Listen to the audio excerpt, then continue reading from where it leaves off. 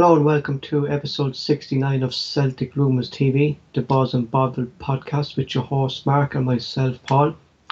Our forum to the podcast is celticrumours.co.uk, where all Celtic supporters link up and discuss all things Celtic.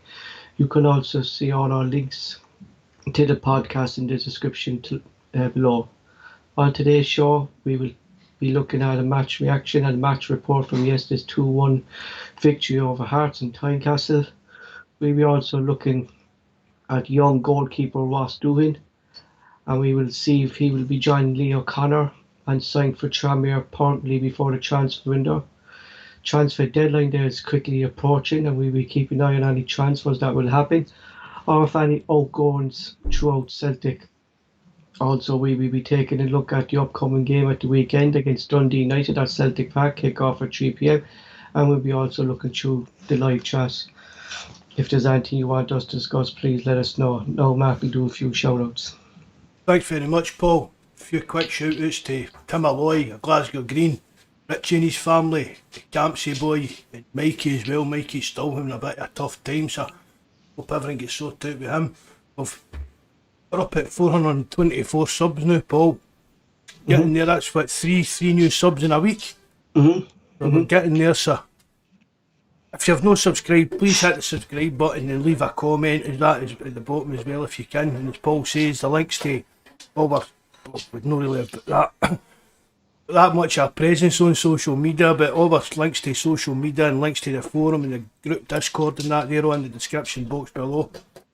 Just a jabber of jobbies. I see he's in the live chat. One of the best names on here, Paul, but can't help giggle every time we one needs to read it out there. Yeah, that's us, Paul. Just let's go on with it. So yesterday we saw two sides of Ange's style of play at Celtic. Celtic in the first half put on a fast, high-tempo attacking football. And in the second half, we saw Celtic team put on strong character and put on great defending to earn a well-earned 2-1 victory. The team stats were as follows: shots on goal, Hearts had 8, Celtic had 20. On target, Hearts had 1, Celtic had 8. Possession, Hearts was 41% to Celtic's 59. Passes was 347 to Hearts and 504 to Celtic. Pass accuracy 68% and 82% for Celtic.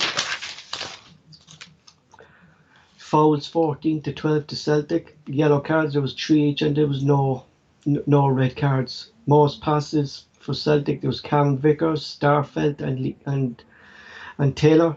Duels won was 59%. Mark, I think, looking back at the game, it was a tale of two hearts. Kind of similar what we saw to Real Betis. Some great defending and great character the Celtic team showed, wasn't it? Well, they done well, Paul. They were under pressure for a long spells of the second half, so the defence did stand up to it well. Although I suppose we were a bit lucky that Hearts missed that penalty, but Paul, it was the difference in the team. It was like night and day, but wasn't it, for maybe the first 45, 60 minutes. It was some of the best football I've seen for Celtic in a long time, Paul. Especially going to a place like Tynecastle, where you know it's going to be tricky and you know it's going to be physical, although probably into that again. But I thought the first half performance was I thought it was brilliant, to be honest with you. And then the game, I don't know why. Is it players are getting tired and they should be maybe making substitutions quicker or that? Especially now, Mark, when the new rule was brought in, you can bring in 5 subs. Like looking at the bench really last night, Mark, it was only kind of for the defenders. There was no really attacking threat there, but he should be utilising his bench if we're allowed five substitutes. I mean, basically, Paul, you're putting on if you're allowed 5 subs, you're putting on half a new team. You're allowed to change half of your team.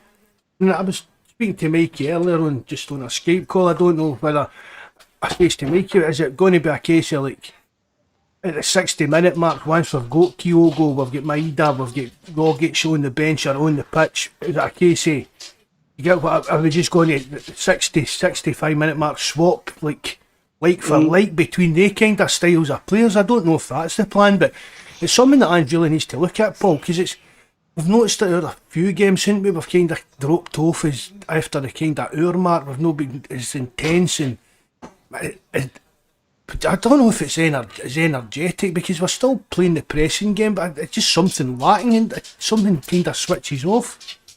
Mm-hmm. And going back to the second half, Mark, like it's Starfelt and Vickers is our best partnership. I think the two of them yesterday were just immense. You know what I mean? They did their job, Mark, and their job was to defend, and they did it well, didn't they?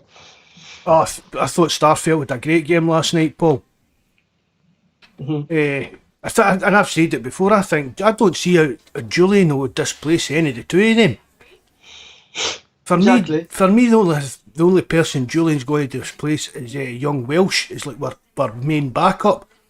But I mean, Starfelt, the one that kind of, it wasn't actually cleared off the line, but it was like a last ditch clearance. I mean, that was a great clearance for him. That was great reading of the ball and everything.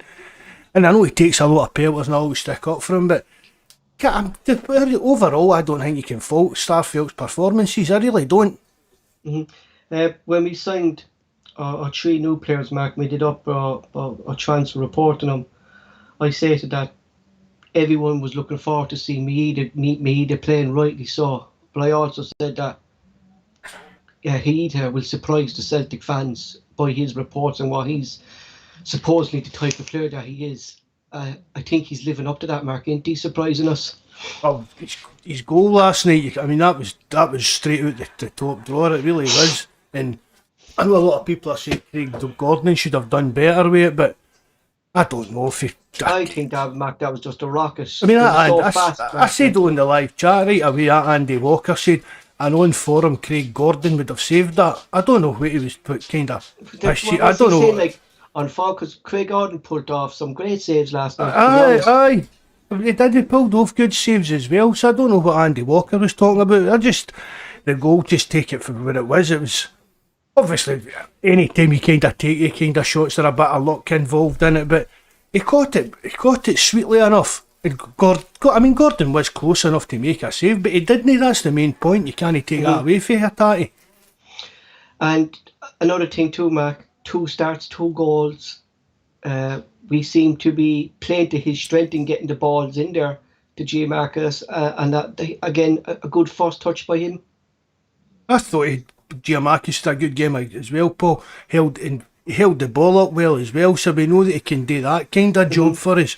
But as I said to you before, it's like he's getting into the kind of wee poaching positions, Paul, where you would look like Lee Griffiths or Gary Hook, where the kind of positions they would be getting into.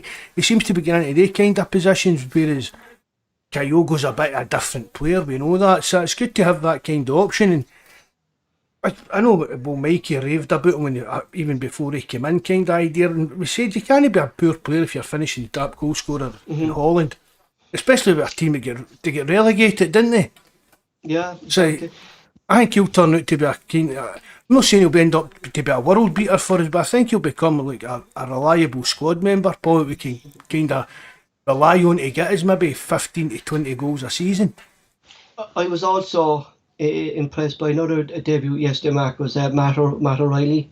Very impressed with him, and I thought his first touch and his passing was brilliant. Well, Paul, it was either O'Reilly or Starfelt for man of the match. And one of the things, look at Starfelt when he made his debut against Hearts, and everybody was looking a bit rusty in that, and we spoke about how hard it is to come into a team, how hard it is to go to a place like Tynecastle. But O'Reilly came in there and looked as if he'd been playing for Celtic for a couple of years already.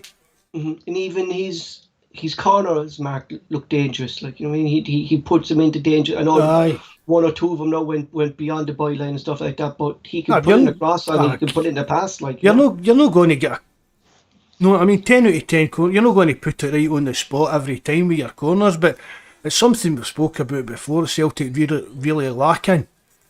I mean, Mikey, I'm talking about Mikey again, but Mikey was talking to me about this lad, and as I've spoke about, but he to get let go with Fulham, and he was training with MK Dons, and then they just offered him a contract. But He was only in the door so many months and they made him captain. Brucey Dortmund were looking at him as well before he went to Fulham. Brucey Dortmund were looking at him to join their youth system, and I believe it was his parents that weren't keen on him at the time to go off to Brucey Dortmund, Mark, go off to Germany, and that's one of the reasons he went to Fulham. Right. Was that says as well? He's supposedly been on Celtic's radar for, well, going with a bit of detective work probably for we were maybe doubting Dembele. Through the Dembele time like that, they tried to bring him in with Dembele at that time, but I mean, I just thought it was weird how he spent 6 months without a club. Do you know what I mean? He only signed for MK Dons this time last year. But again, we were talking on the forum, Paul. It's just the kind of a player, these young players, they need a bit of luck and things like that to go on. Do you know what I mean? In 5 years' time now, O'Reilly's going to look back and say, I can't believe I was without a club for 6 months. It's just one of these things, but it'll probably help him in the long run because it's probably give him that kind of bit of hunger to succeed a bit more. I don't know. I'm try not to be critical of him, and because he's been a great servant to Celtic, Mark, and stuff like that. But I wasn't impressed with James Forrest last night. You know, I don't think anybody was impressed with him, Paul. I thought he really, Mark. I know, fair enough, he's only back from injury and stuff like that. But I think Forrest has lost a bit of his game that made him James Forrest. He doesn't beat his man anymore, Mark. Really, he cuts in now more often than he does outside, and I found him very selfish last night, Mark, in trying to take a shot when it was like an old Christie. Aye, it was the one. See the shot when there was a pass on, Mark. See the one when he was coming. When he was coming in for the left. He was coming in for the left, and he went by one man, and there was two Celtic players there on the right that he could have passed to, and he tried to take a shot, and it went. Aye, and that was right away. I said on our live chat, I said that was absolutely terrible for Forrest, and that's for me. But that's your last night's performance. That's the James Forrest I gave pelters to for years. Paul. Yeah, Mark, I wasn't, because like I thought now Forrest would have seen how good Abad has been, like 11 goals and 8 assists from Badder out in the right hand side, Mark. That like we've seen this type of situation with Forrest and Patrick Roberts, but I think Forrest has lost. Definitely, Mark, he's lost an awful deal of his game, and I can't see him as a starter, Mark. No, I don't see him as a starter, Paul, with the options we've got there. But to be fair to him as well, he's been out injured for a while. That's what I'm saying, Mark. So you know what? Do you know what I mean? Has that affected him? Like, do you think that has affected him so much, Mark, that he's not saying he's unable, Mark, but not let to get back by the man. Do you get me? Like run the man or run the line. Oh, he always seems to want to cut inside, doesn't he? Yeah. Aye, but I mean, he's been a great servant for us, and I don't know if I mean, would Forrest be happy to be a bit player at Celtic? 30 years of age now, Mark, and I really think with his injuries, I think if I was James Forrest, I would be happy with that. You think so? Yeah, I don't know. I think maybe fancy. There's no doubt there is probably a team in England would take a pop on him, Paul. I couldn't see him, Mark, lasting a whole season without an injury. No, that I think that's the type of player he's after becoming, Mark. That he's going to pick up. Like we spoke about months and times again, Mark. He seems to be picking up these small injuries and coming back. He's coming back, then he's not the same player. And when he does start to get to form, he's picking up these small injuries again. Do you know? Well, hopefully the new sports science guys can get something like some kind of handle on that, Paul, because for his age, that shouldn't be what he's. That shouldn't be what his what his forward's going to be. Aye, that's how I'm saying. I think a team in England would still take a risk on him. Not a big team or a top team. We're not going to replace his experience, Mark, over Abad, because James Forrest really is a big game player, and he does step up for big games and stuff like that. But yesterday, it was like you said, Mark, it was like James Forrest of old, like, you know what I mean? Like that we gave him pelters for, that we were criticising for. And I really think, Mark, he needs to up his game if he wants to get in the starting lineup above, like, the options we have there now, Mark. Like, we can play, Mida can play out there, do you know what I mean? Kyogo can play out there, Yasha can play out there. There's options there. Juranovic, I mean, he would played Juranovic out in the wing. Yeah. Well, I totally agree with you. I don't see, unless he does have some kind of renaissance under. And, I mean, we've seen the improvement in Beaton. We wrote Beaton off. But to be fair, Beaton's now playing in his natural position. Yeah, but we saw a bit of Beaton of old too, Mark, yesterday, didn't we? Like in the Midtjylland game and like in the Rangers game, like Beaton was very lucky to stay in that pitch last night. You know? Do you think so? Yeah, I think so. But I think I can't even think of anything, Paul. You know, to be honest. You know, and to be fair, I thought Beaton did all right last night, Mark. I thought Beaton had a good game, Paul. That's how I'm trying to think back to what you're talking about. No, he's had ball, like they were saying, they were saying. Oh, that, right. You know, you've seen them giving, like, you know what I mean. You know, but that's what I'm saying. Like the ref Beaton, Mark, like he was fairly game on as well last night. He wasn't that bad, like, you know. The ref. I'm getting mixed up with Beaton's here, Paul. Yeah, I'm talking. Who are we talking about? The referee or Beaton? No, I'm talking about the referee. Beaton. Right, you're saying the names. Right, you're saying it's because of your accent. The names are coming out sounding the same. Yeah, I thought Beaton was lucky that wasn't given because we seen them giving. Do you know what I mean? Right. But I thought the referee himself, Mark, wasn't that bad last night considering what we seen him as before. Paul, I thought again once the game was going on, he was kind of losing control of it a bit. It just seemed to be like I thought he should have been sent off. But it seemed to be like Hearts, just maybe before or just after half time, it was like a switch went on with Hearts. You know, all of a sudden they were getting right in our faces and things like that. When I saw the lad Devlin coming off, and for Hearts, and the first thing that came to my head, Mark, was that's good management by Nielsen taking Devlin off because he was on a red card. I mean, he was flying into tackles there, Mark. Aye, he was on. Aye. But that was the only reason he was taken off, Mark, was he knew he was going to get sent off, so he took him off. You know, and I just felt that Ange could have taken Beaton off as well, Mark, considering he was on a yellow card. Considering, like, McCarthy was there, he could have slaughtered in. Do you know what I mean? You know, because there was a red card for. I think, Mark, he was running a thin line last night. Maybe aye. I was surprised that McCarthy actually didn't start. I said that to you at the time, but these players, Paul, it's experience as well. Beaton playing with a booking, Paul, he shouldn't be like a chance of him. His experience should make sure he's not going to be in that position again. It's like what I said with Sorrell. I can't put European game, was it? It was just everybody expected him to get his second yellow card. Was it a Betis game? Mm-hmm. But you see when he was walking that tightrope, he showed that he can play without having to be rash and rushing into challenges and that. So can he not just play like that, like the 90 minutes rather than wait till he's actually been booked for a stupid tackle? Taylor, Mark, at the left hand side, would you prefer Janovic over there and Radisson on the right? I think I would, Paul. I still. I mean, Juranovic he's a class A player and that, but is he? I don't know.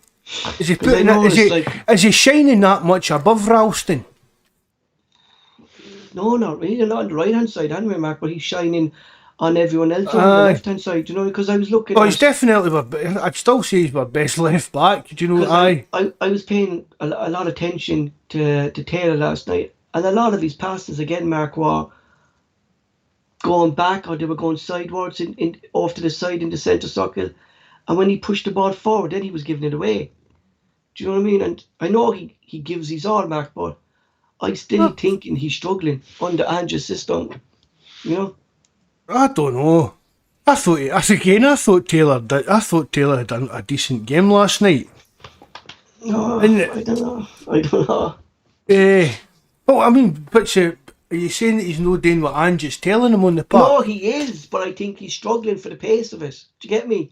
I, I I, still, I I would still st- think he's lacking that. I would rather see Scale. I'd rather see Scales getting a run at left back. I really would. And for me, Taylor, as I've said before, for me he's He's a good enough. defender. He's a good enough defender at SPFL level, Paul.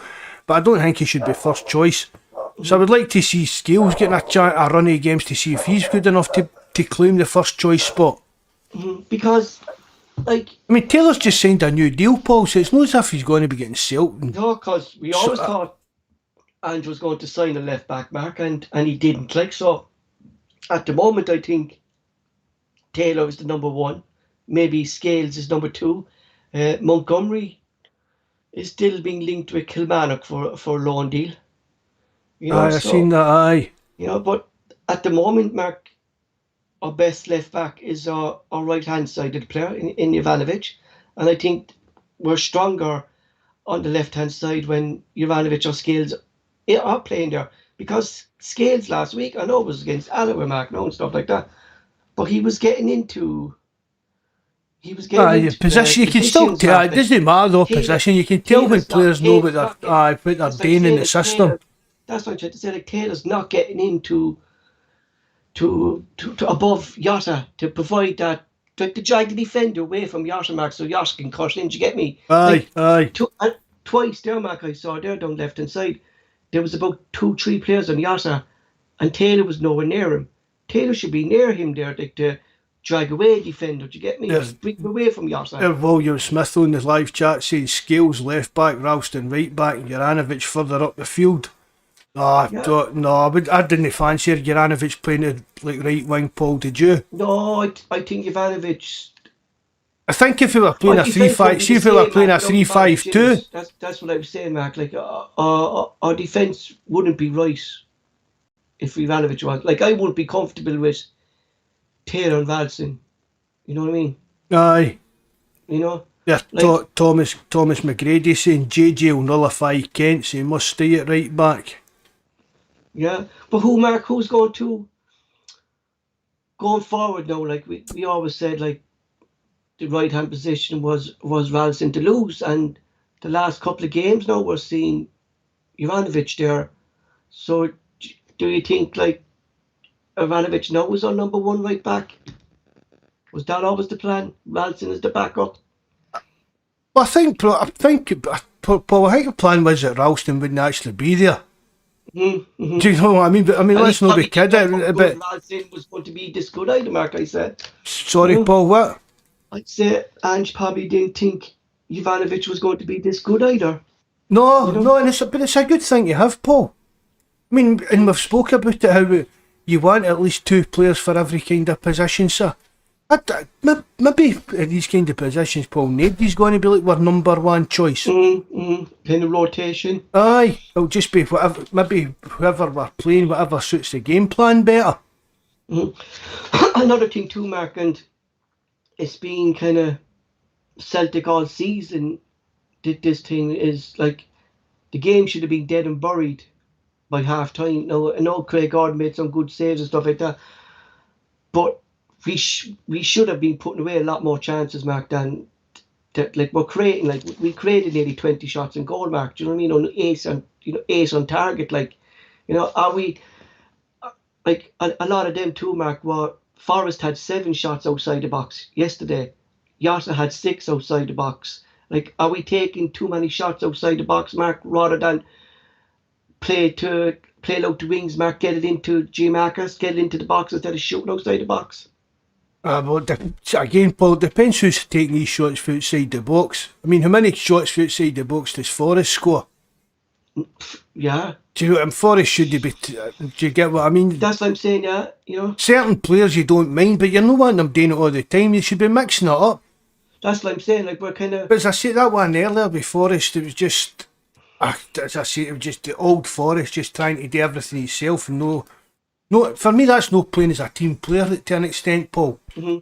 But like, if we're not going to be putting away the chances, Mark, and like in the next game, like against Dundee United, like, are we going to see another kind of backs to the wall performance again in the second half. Like there's only so many games, Mark, you survive doing that really, ain't there?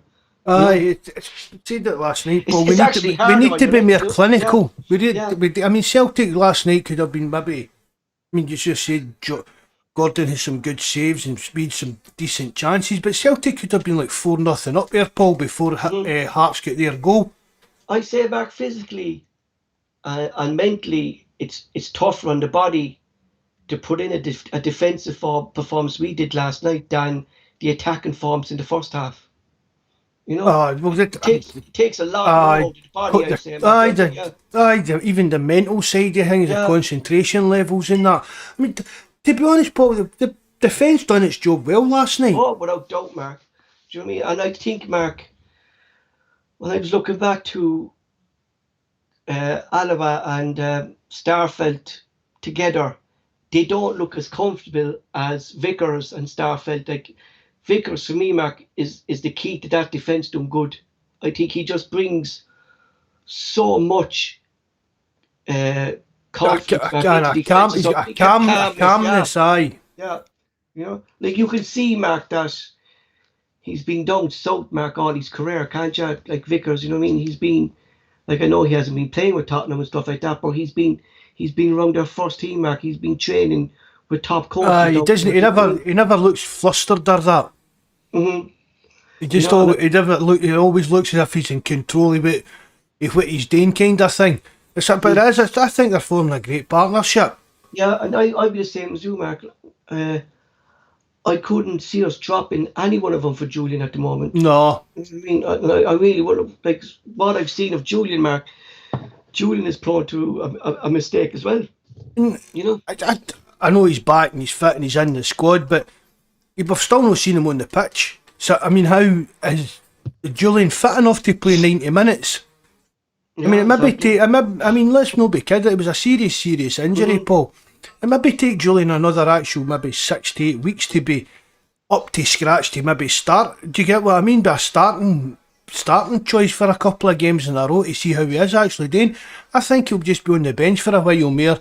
And Mentally too, Mark. Like you see it over the years with players like I know Sturridge, like, but Klopp. I remember Klopp saying about Sturridge that it's a mental thing in his head that because of his injuries he wouldn't go into tackles or he'd pull out of tackles. Like like the same thing could happen to Julian, Mark. In our defence, he might pull out of a tackle, like you know what I mean, and we could get punished for it, like you know what I mean. You know, I don't think a goalpost will be tackling him, Paul. I hope he doesn't be having tackling the goalpost. Well, that's how we get injured, You wouldn't know, it? Mhm. Mark, like the performance last night, like how much confidence does that breed into the Celtic team last night, considering the amount of players that were out, like, and it's always a tough game going up to Tyneside, but it's a tough game when you're missing your key players, Mark, and you're missing your captain as well. Aye, I You mean know? that was without Kyogo, Maeda, Calmac wasn't playing, and we went to. I mean, you've got Ibrox, Pataudry, and Tynecastle. That's not in any particular order, but Mm-hmm. that's probably Dundee United can be a dear fella away of the years kind of thing. But these three teams, that's Celtic's three trickiest away games in a season. Is they three gruns, Paul. And for any Celtic team to go to Tynecastle, I would maybe carried a wee bit of luck with him losing the penalty and things like that, missing the penalty. I mean, but it's still any time you go to Tynecastle, can maybe a win's a good result, Paul. I think it's a tough ground as well, Mark, because the fans are so near The you. fans are right on It's in, top of it's you. it's it's it's intimidating, Mark, isn't it? You know. The fan. I mean, you think even when the players are going to get the ball for a corner or a throw in, Paul, they're right there. They're right in your face, and Mm, you know what kind of stuff will be shouting, throwing, and things, even spitting and things like that. yeah, It just Thomas is saying there the one touch football in the first half was outstanding. That the first that time it was missing the best it was one amazing. of the It best really performance, was. Mark, I saw it. But that that's right.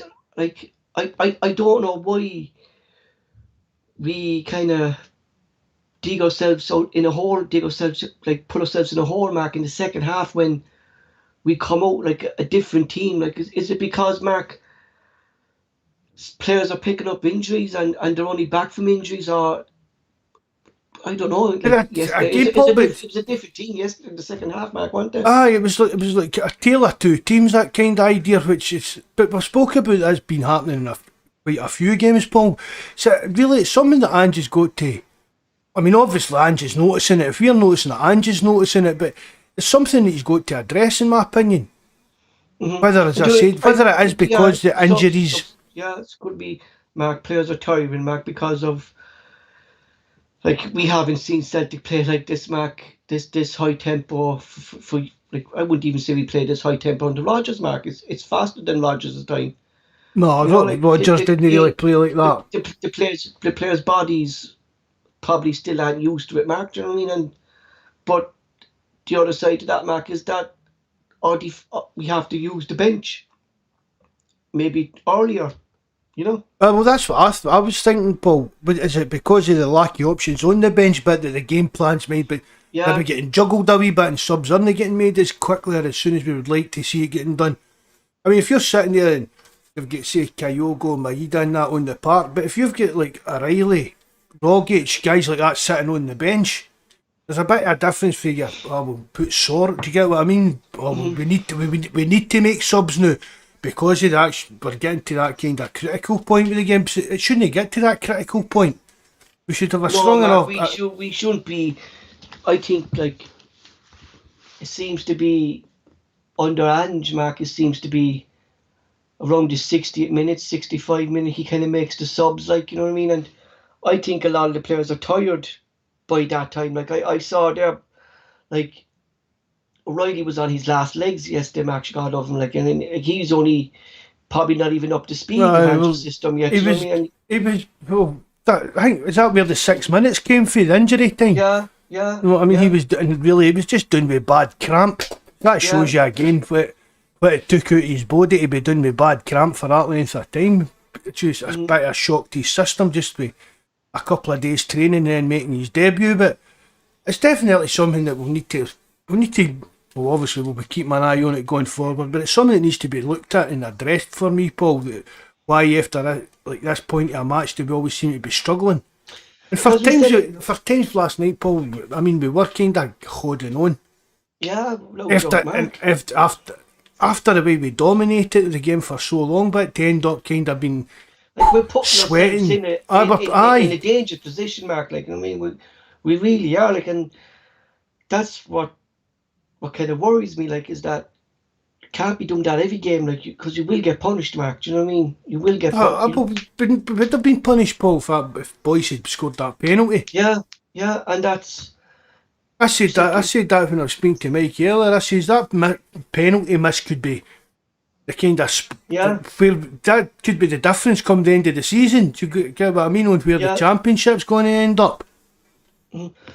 Well, Bo, I know he got the rocket mark and stuff like that, but what did you think of his overall performance, Mark? Like, what does he actually bring to the team that we haven't seen kind of from Celtic players? Like, did you see a difference in energy levels from him, or speed wise, or anything like that? Yeah, it brings a kind of more an intensity to the midfield as well, Paul. See, he's pressing and harrying and chasing the ball, doing that, like what I've spoke to you about, like the old-fashioned kind of number 6 box-to-box role kind of thing. And that, I think he's more like that kind of player. But I've really been impressed with him. I mean, we weren't sure. Talking about who was going to play at left back, some people, including us, spoke about would he be a left back because he can play there. But Ange says that's not where he sees him. And again, Paul just seems to have slotted into the team as if he's been playing there for ages. It's frightening, Mark. Like, considering now, like the amount of tackers we have in our team now at the moment, like, you know, is frightening. Like, and like, is Ange going to be able to please every one of them, Mark? You know what I mean? Like, you know, like, when David Turnbull comes back, Mark, can you see him replacing the likes of Maeda, Hayase, Matt O'Reilly, Rogic, Callum McGregor in those positions? Well, that's a tough one, but I've said before, Paul, we play enough games that players we should be able to chop and change, especially when you have so many players in the positions, Mark, because we play so many games, and Well, we play so many games, Paul. How often we're talking about how players are getting tired in games, so maybe that's why Ange is maybe kind of stockpiling players in these midfield. Pardon me, excuse me, Paul. In these kind of midfield positions, because he knows that over the course of a season we play a hell of a lot of games. Even be going about how early the European qualifiers and that come for us, Paul. I don't think. I know it's a bit of a stretch and a bit of prediction, but I don't think come the summer we'll be signing a lot of players. Yeah, I think they're kind of getting them in now, Mark, and have them ready for the... I think obviously maybe the players will leave and we'll maybe be bringing in one or two that's hopefully we don't need to build the squad anymore, Paul. We need to we need players that are going to come in, add to it, add to the quality, add to the quality of the first team right away. So I think maybe that's kind of Angie's thinking as well, that maybe the amount of games we play, I've got plenty of game time to give these players because of the way we play as well. That kind of high intensity. What about we move on from the Hearts game now, but like Robbie Nielsen again was kind of blaming the officials again for this game, Mark. He was saying Marcus Gore was offside, and he kind of was blaming the officials for the loss again yesterday. But for me, Mark, like if VAR was there, like that's a very tight call to call that. Like, you know, it wasn't even inches, Mark. If he was offside, Marcus. Like, you know what I mean? I think people were, even the commentator was saying it's that quick for the human eye to catch it and things like that. But it's for me, does it matter? I mean, it's just because we could sit here and talk about it till we're blue in the face, Paul. Some people will say it was offside, some people say it was onside, but see, the fact is, Mark, they had a chance to level the game and they missed it. Aye. Well, I'll say as well, if our goal was offside, their goal was a lot more offside than ours was. Yeah. So did Robbie Nielsen bring that up? No, he just brought up the Celtic. Like, it's like we're talking about Rangers. Rangers with their 8 points, the 8 point thing they sent to the SFA about the ref. Did they mention that McGregor should have been sent off? No, but that's like the last time we beat him at Celtic Park, Mark. He blamed the officials again during that one. Like, you know what I mean? Like it comes to a point, Mark, you can blame the officials. Like a true point is what Roy Keane was said. You had your penalty, you missed it. I mean, you didn't take your chances. If you look at the stats, Mark, they did one shot on target, and that was it, and they got one goal. Do you know what I mean? I mean, that Robbie Nielsen, I used to quite like him as a coach in that, but I don't know whether he'd get, because I mean, Hearts is a club of always had this kind of yeah. Hearts is a club of always get that kind of. They've always been like that, Paul. I mean, see, for me, Hearts are just a pure dour, depressing club. I know that's a bit strong, but they're just. I've never liked Hearts long before I even knew about. You get what I mean? With it's like Hibs and Hearts rivalry comparing to Glasgow like the Glasgow teams. But Hearts, I've just never liked them. Just so dour and depressing, and they've always been a kind of nasty team to them. I can never mind a Hearts team in my life that ever played like good. No, I mean you would never see if you see a good Hearts team. There's probably a bunch of cloggers. Do you get what I mean? One thing too, Mac, I noticed last night, not to do football, but we weren't standing for dirty challenges last night either. Taylor squared up to the young fella Devlin on his tackle on Yasser. Like, I think the Celtic players now have maybe had enough of these dirty tackles in them. It might be. Maybe the players have said, well, if the ref's not going to do anything about this, we'll have our say about it on the park.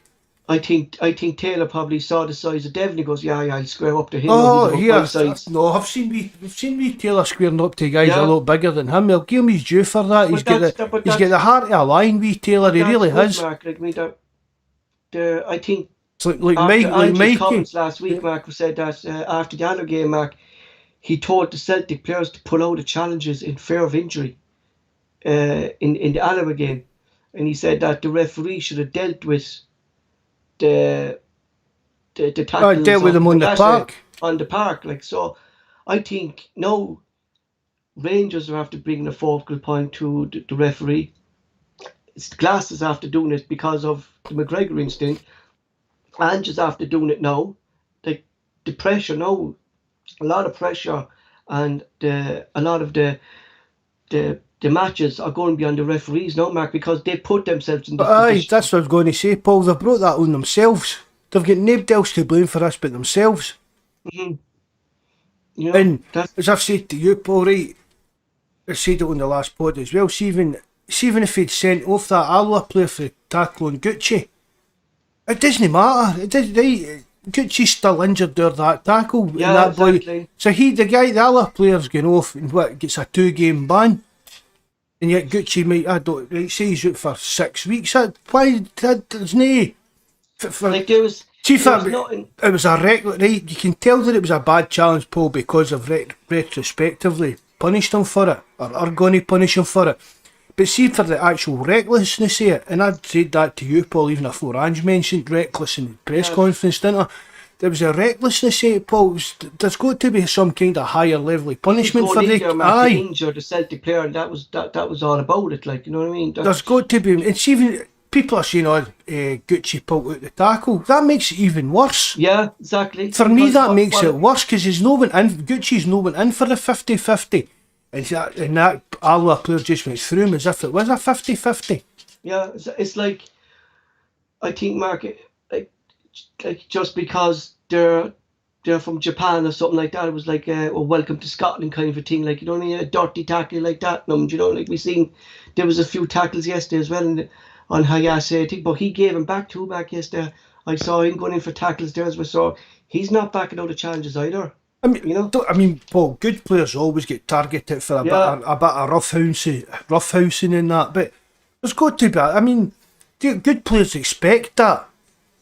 You get what I mean? It's like Larsson. Although Larsson wasn't a big guy, he still could hold his aim. He was targeted, Mark. Yeah, aye, but it's like Ronaldo. No, Mark. Ronaldo's still targeted. But these they're physical guys. I mean, Larsson maybe not have been big, but I bet you under that top he was solid, the muscle, and he could handle that side of things. But that's just natural kind of the roughness of the game, Paul. But there's a difference between that kind of roughness and they kind of challenges going in constantly during games on you. Moving on. I decided to do up a piece on our young 23-year-old goalkeeper Ross Doohan, who was on loan at Tranmere.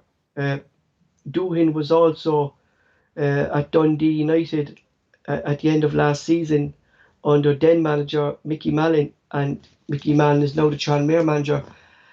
And his first signing actually was Ross Doohan. He wanted to bring him down south. Mallon clearly is a keen admirer of Doohan. But Doohan could be on his way out of Celtic for nothing at the end of the season, as his contract runs out at Celtic in the 31st of May.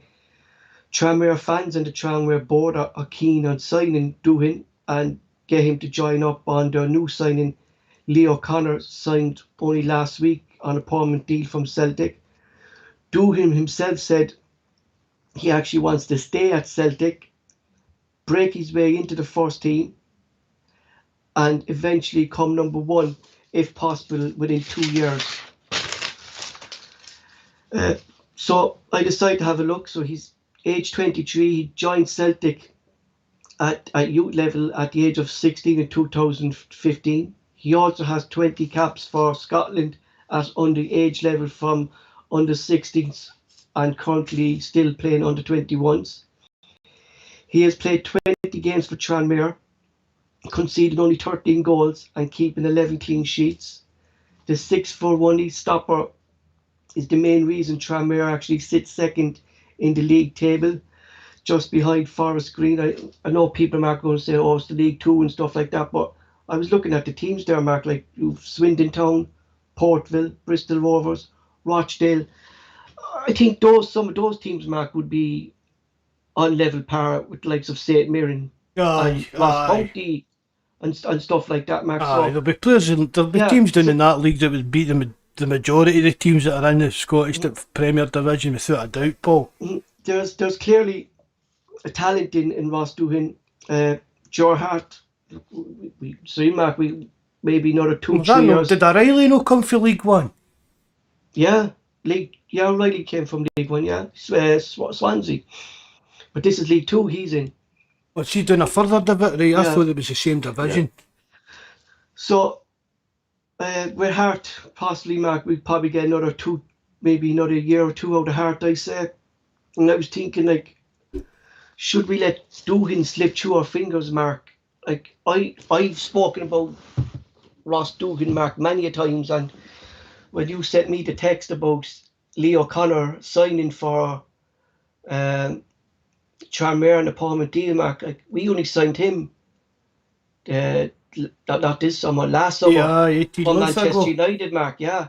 And the Manchester United fans were actually kind of pissed off that they were letting him go. Clearly, we know the reasons now, Mark, why our young players weren't getting into the first team, because we had a manager at the time who did.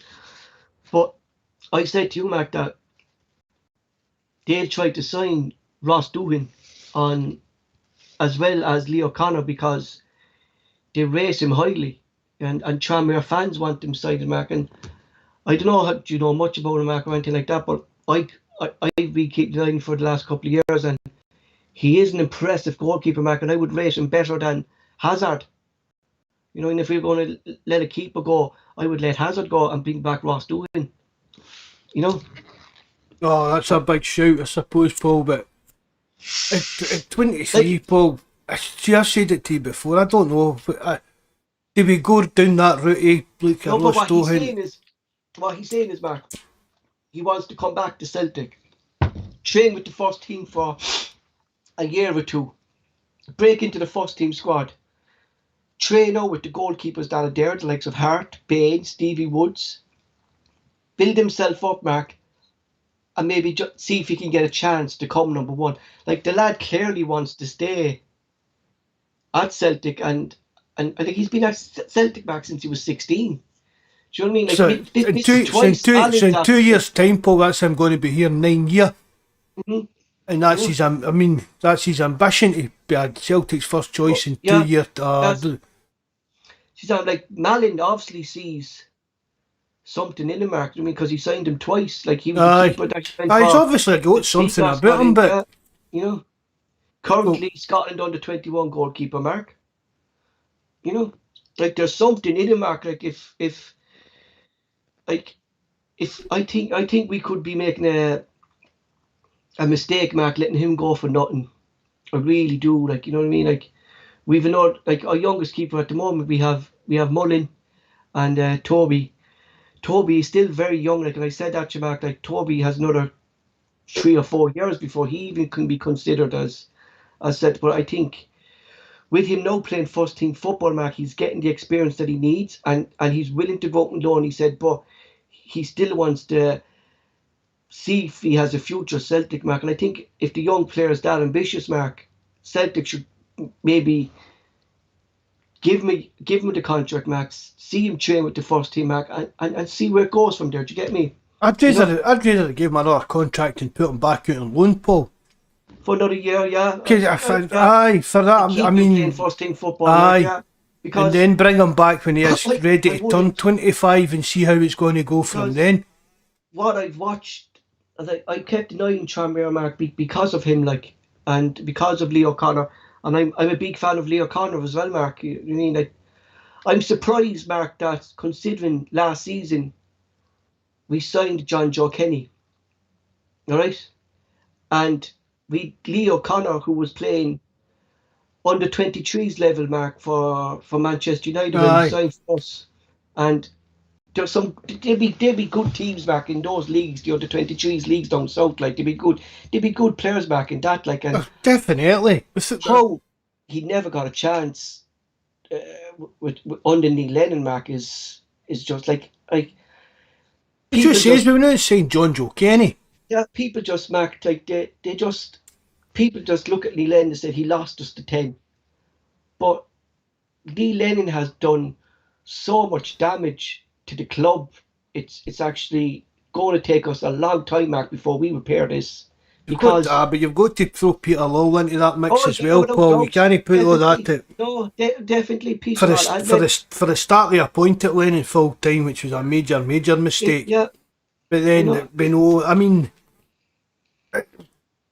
the signings of the likes of Laxalt and John Joe Kenny and things like yeah, that. That for me, that probably wasn't on the day with Neil Lennon. like Tranmere fans were actually delighted, Mark. They've signed Leo Connor. Delighted. I know, you know what I mean. I know it's people. It was Tranmere Rovers. Like, is that his That like? doesn't But matter. That it does doesn't matter. matter. He was. I'm going back to the point, Mark, Uh, in saying like what that. age A is young that? What player. age is he now? He's 22 now. Leo Connor. It's scandalous that he was there that long, Paul. Yeah, We never but I'm actually. going back. But I'm going back to the point, Mark. Is what you're saying there is like he's another young player who left Celtic without even getting the train with the first team, not even getting to A play sniff, a sniff sniff. of the first team, Mark. And I think like it's just unbelievable, Mark. That And when we were talking about this out in the forum the other day, somebody put in, "Oh no, if these players were good enough to get into the team." but that's But not. we know No, it's that's not. no, we No, know it's that's not, not the Mark. case. It's not the case, Mark. Even under Brendan Rodgers, and No. especially under Lennon, his two And spells with. We and spoke about it. We wouldn't have KT. We would never have had KT as a player. And Cal McGregor wouldn't have been a Celtic player to any extent. the fact now, Mark, we have the proof in the young lad Morrison coming out and basically saying when he signed for Bayern Munich, they Aye, big they fancy had a plan for him. They had a presentations and folder for showing him, them. Mark, Aye, for each year of his career at Bayern Munich. They had a plan, you and know, basically Celtic put down a sheet with him with a new contract, no plan for aye, it. that was it. They just put a contract down in front of him to offer him a contract. When no talks of right, this is what we want to do. In 18 months, we want you Chapman on the first team squad's door. There was nothing like that. It was just a case of there's a contract if you want to sign it. Hmm. And we know Ange's he's worked at football at all levels, Paul. Ange will change that. Do you get what I mean? I'd be And just then interested what the live. hopefully we can take the burden of that off Ange and actually Yeah, get like a director of football or that in over the next couple of months. I'd be just interested in what the lads on the live chat would think about the Ross Doohan situation. Like his contract is up on the 31st of May. He's told Tranmere Rovers, Mark, they want to sign him on a pre-contract. He's told them no. He wants to go back to Celtic in the summer, sit down with Celtic and see if he can work There's out a plan for and himself, Mark. Do you know what I mean? You it's know? it's a bit like the Dembele situation, isn't it? I mean, what's he Yeah, going to do come this summer? yeah. It's a big. It's actually, Mark, like a club the size of Celtic, Mark, and you know what I mean, like the young players that we left that have got just slipped through our fingers, Mark, is just for, and I that's why I wanted to talk about Ross tonight, Mark. I don't want us because I think, Mark, we could make a mistake in letting him go, especially for nothing anyway. Do you know what I mean? Like because he clearly, Mark, he wants to stay with Celtic. Do you know what I mean? And see if he can. And like it's like what like a good deal what you said, Mark. Put him back out to Tranmere then Aye, again on another loan, Mark. Keep him playing first team football because a keeper needs to be playing first. Like but I mean, see, really, at his age, the new Paul at 23, he's still really young yeah, for like a keeper. 20 games, Mark, conceding only 13 goals and keeping 11 clean sheets. Like that's impressive. Like you know, for any young keeper, like you know. Aye, so if he's good Jamie enough, and Job is if like he you've wants lost to, your if he boy wants to back. stay in that, well, aye, but I wouldn't like have him in your squad or that, now, Paul. No, I but I'm say get him saying back out on loan a for a good thing, season. Mark, is what you're saying there, Mark, is like I said for a good thing before, like how would I say, it's like if Celtic gave him this new contract, Mark, and put him out on loan again, like the job is saying, got to admire that from the young keeper. Like obviously, Mark, he has confidence in his own ability. Like I mean, like the lad wants to make it. Do you know what I mean? You have to admire that too, Mark, don't you? Oh, You know. aye, definitely. Hmm. Like I'm going to bring up the other Lee, Mark, but this fella's Lee O'Connell. He's another young fella that's going to be gone at the end of the season from Celtic. His Aye, contract is going to be up, and we signed. He was playing first team football for Bolton, Mark, and they were in the championship that time. We championship, signed aye. him, and he was playing centre midfield for Bolt at that time, and came to us. He wasn't even in the first team squad, man. Nah, it's You know, it's poor management behind the scenes from again, top to Paul. finish, Mark. Yeah, from top to finish, like in this, you know. And that's just again, Paul. This is the kind of situations that a director of football would sort out. You know what I mean? This is all getting lumped onto I think, Ange like, again, probably kind of idea. And Willis said, think was Doohan was going to make it with Celtic, he would be number 2 already. I think, Mark, if Doohan under Neil Lennon, and if they had a proper plan for him, Mark, it's Neil Lennon and the board, and had him in and around the first team, he could have been Celtic's backup now. Do you know what I mean? We could have see we could that, have primed Paul. him. Right. But see, for me, one of the most important things with goalkeepers is experience. Mhm. Yeah, I mean, a 23-year-old, unless you're exceptional, you shouldn't be near Celtic's first number 1 jersey. You shouldn't be Celtic's backup keeper. Mhm. You know what I mean? If you're 23-year-old, what I'm saying, Paul, it should be out playing games, whether it is on loan or that. Whereas we want a quality number 1. And again, if Hart gets injured, imagine Hart went out, touch wood, doesn't happen. Imagine Hart went out and got a serious injury on Saturday against Dundee United, and then Doohan's coming in for the rest of the I'd season. be more confident, Mark, with Doohan than I would be with fucking Barkas. Not Bain. And then before Barkas and Hazard. Before Barkas, probably. I would definitely rate him above Barkas and Hazard anyway. Definitely. But 23-year-old in that shoe, you're getting into that shoe becoming Celtic's number 1 for the rest of the season.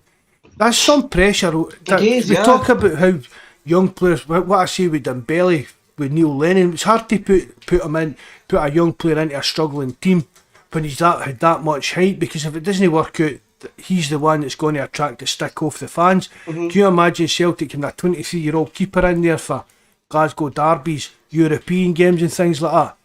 It would destroy his confidence every mistake that he made, Paul. That's one of the things keepers, you know yourself, Paul, keepers have got to have a bit of thick skin. No story, they've all got to be a bit half daft, haven't they? That was what they used to say. You need to be a bit daft to be a goalkeeper.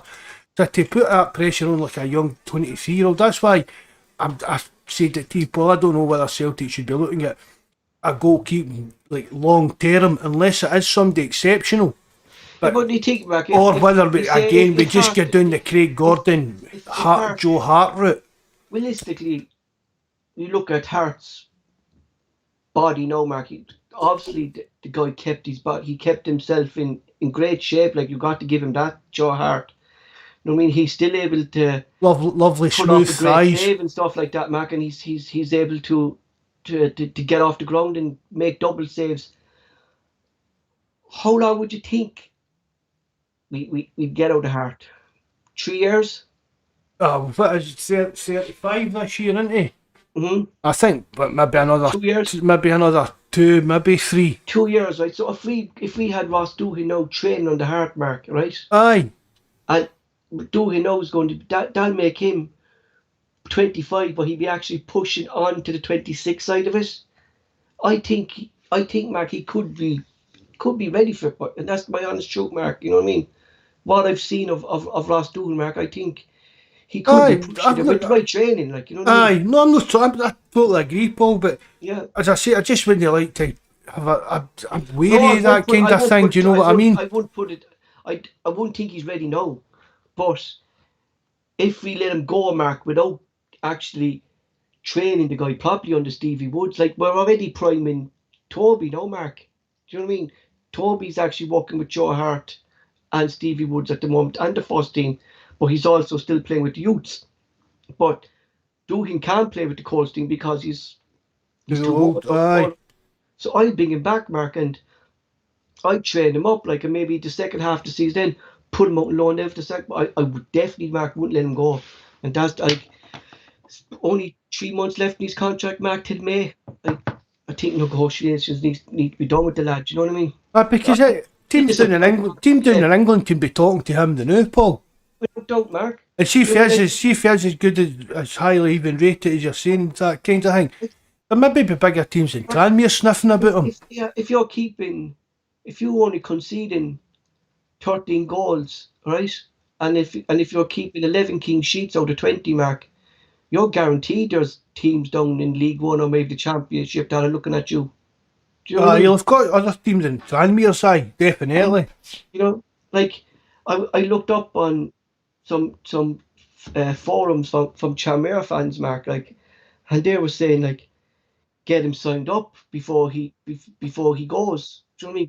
Get the deal done. They were saying the same with Leo Connor, and when they signed Leo Connor, they were saying the next thing was saying right now is get Doohan done. Do you know what I mean? So clearly, He's got something. there's something there. It's a Mark. Do you know big what I mean? step Yeah. up, but Paul, the Yeah, Tranmere's goalkeeper, the Celtic's goalkeeper. the pressure, Mark, really isn't it? The pressure. It's a different pressure being at Celtic, really, and Tranmere, and I get that, but I think with right training, we definitely we shouldn't let him go, Mark, without seeing if he can progress under Stevie Woods. Considering what we heard of, Stevie Wood is one of the best coaches there, Mark. Like, give him the chance to train under Stevie Woods and maybe see then what the judgment Stevie Wood kind of gives on him. Do you get me? Aye. You know? Well, So, but Stevie Woods will know all about him, Paul. oh, without doubt. It was Stevie Woods that put him down to Tranmere. He'll be getting what he'll be And it was videos actually- he gives and all sorts of stuff. He'll know exactly how he's getting on. When I was reading about when Seagas got injured last year, and we actually had Jonas on the podcast, and we asked Jonas about Ross Doohan. Jonas was delighted they got him, Mark. You know what I mean? That Dundee United got Ross Doohan. It was actually Stevie Woods approached Malin, and he offered the service of Ross Doohan to Dundee United. Right. You know? So there's my piece. Hope he liked that and Ross Doohan. I hope he's listening. My commission will be in the post. Get a side pair of gloves for Paul for his birthday.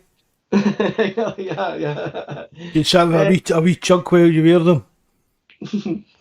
So next up, Celtic Dundee United actually travelled to Celtic on Saturday, 3 p.m. kickoff. Another must-win game to keep the pressure on Rangers at the top of the table. Mark, do we start with the same lineup at Hearts, Mark, or would you make changes to that lineup?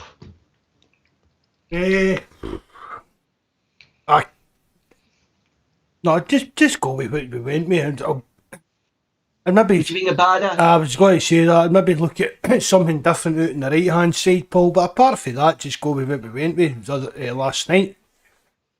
Do you think Gucci now, Mark? I know he's injured now. He's going to be out for. I think I was reading. I think it's about 3 to 4 weeks. That he might be out for. That Bawz now, Mark, has nailed that spot as our defensive midfielder under Ange. You think so? I think he has, yeah. Now, what would be your first choice midfield three then? It's hard to tell, you know, Mark. You know what I mean? I don't know. I really don't know. I think, mate, what I can say, Mark, and what I'm thinking is that for the big games, I think he put McGregor into that position. Aye, that's what I'm thinking. Will be McGregor that will drop in there.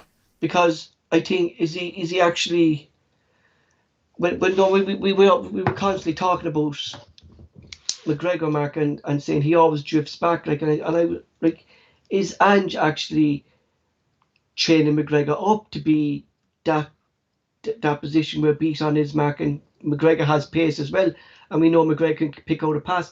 Is he actually training him to be that player? Deep line playmaker role that they call it. I think it is, Paul. You know, I think it will be. For me, it's going to. I don't think McGregor, Mark, is going to be in the front three attackers considering who we have up there now.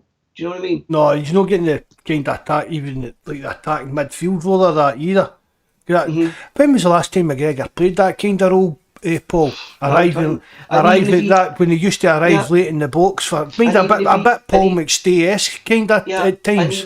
And even if he is playing a more forward role, Mark, he's still slapping into that kind of defensive role as well, isn't he? Like, I think he's actually maybe actually been trying to take over that role, Mark. You know what I I mean? think Like, that's where I see Ange playing him, Paul. That kind of deep line playmaker that they call it, and that with I think Hatate. And I see it's it's, this other position, Paul, that kind of baffles you, doesn't it? Because where do you where are we going to shoehorn in your Kyogos, Maidas? that's what I'm saying, like Mark, like you're looking right, but there we are saying right, he's priming McGregor to fit into that role, and then you're looking, why did we sign Gucci? You know, when we actually have Beaton and McCarthy that can play that role as well. Do you know what I mean? Like that's 3 players, Mark, 4 players now if we include McGregor, that can play that role. Do you know what I mean? Like, and how you go, like you said there, like how are we going to fit, like when Kyogo's fit, and does Gianmarcus then come out of the start lineup, Mark? Because I think if Kyogo's fit, Mark, the position that he's going to be playing from now on is through the middle. You know, It's got to be. I look at Mida, Mark, and I don't think Mida's suited Mark down the middle. I really don't. I think when I saw him, I think he likes to drift out, Mark, and kind of cut in with the ball off. That was how the videos. See, when you first told me about him, Paul. Yeah. That was kind of. I thought he was. Don't think he's an out-and-out striker. No. Mark, he's not. I thought he was. It kind of seemed to like to come running in for the most it was actually the right wing, wasn't it? Yeah. Would you do something like we were just talking about there? Will we bring in Radisson and put Jovanovic out, or will Scales get another run, Mark? Or it's hard to call it. Like 2 positions back, 3 positions back, I wouldn't change at the moment. Is Starfelt, Vickers, and Hart. The only 3 positions I wouldn't change in that team. You know. Right, so that's just like who you start your team off with. Yeah, there be 3 players, Mark. I think that Celtic can't afford. Everybody else is playing for their start. Yeah, I think Jovanovic. That's a bold claim, Pablo. It is. It's a bold claim, yeah. But I think Jovanovic, Mark, can stake a claim for himself, either left back or right back. Do you know what I mean? He can play those positions. You know, so I really, Mark, I think they're the only 3 players, Mark. I think at the moment Celtic can't afford to drop. Yours is definitely going to play, Mark. But I think the key for us is those 3 players at the moment, considering the injuries we have, Mark, and consider like with the defensive performance by the 2 lads last night, Mark. I think it's vital that we don't bring in Welch and we don't bring in Julian into the centre back. You know. There's no need to, Paul. But maybe Ange think Welsh maybe drew a game or that. Mm-hmm. I mean, even if Welsh come in against Dundee United, you're quite confident him doing the job, and that doesn't mean that he's going to start against Rangers next week. If Welsh comes in, Mark, right, against Dundee United, and it's just my own, I don't want Welch and Starfelt. It's either Starfelt or Vickers, or it's going to be Welch or and Vickers. I agree with that. Definitely, Paul. Because I saw Mark, even against Alloa, Mark. No, the standing there between 2 of them, Mark. Do you get me? For me, Starfelt and Welsh are kind of similar, Paul, isn't it? I know what you're saying. Have they 2 kind of? For me, they're the kind of 2 that are vying for that place. But it's one of them, like beside Carter Vickers. I get what you're saying, bud. I know what you mean. Mm-hmm. Yeah, do you know what I mean? I think it's like I've no issues. Like Welch coming in, Mark. He's never let us down. Like, and you've got to give him that. But like, he has to be playing with Vickers. Like, I feel like if you saw that at the start of the Derby game, Mark, like your fucking heart would be racing. Do you know what I mean? Starfelt and Welch as your they just don't. It's like we used to, Mark. They're too similar. You know what I mean? Who's that? Joseph is saying, "Hi boys, Forrest needs to be rested. Too slow. Missed a lot of good balls." Yeah, let's just go back to what we were saying about James Forrest, Mark. We've already spoke about that earlier on. That's so I've just said definitely missing something of him, Mark. You know what I mean? You know, like I remember I said to you, Mark, when when he first came back fit, and I said James is actually at his fittest now than he has been since I came to the club.